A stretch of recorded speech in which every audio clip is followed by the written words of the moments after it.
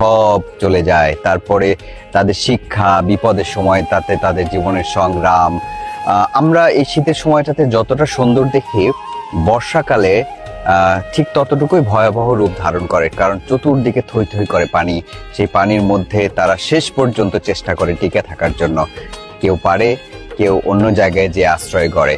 এইভাবে ভাঙা আর গড়ার মধ্যে দিয়ে তাদের জীবন চলে। এই জীবনকে জানতে পারাটা নিজের ভেতরে যে বোধের জন্ম দিতে পারে, সেটা আপনি এই চর ছাড়া অন্য কোথাও পাবেন না। আসো চালু করে আসো বাবা, বেড়া নাই, ওই খেতে যেতে হবে বাবা।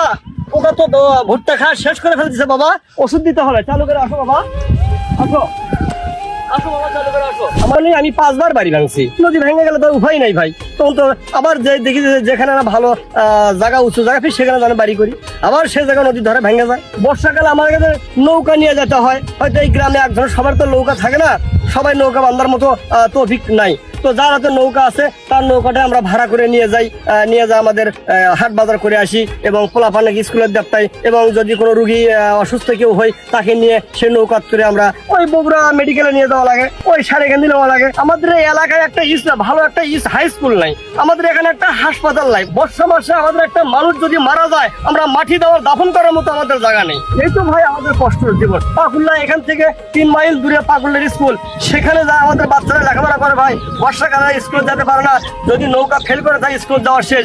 যদি নৌকার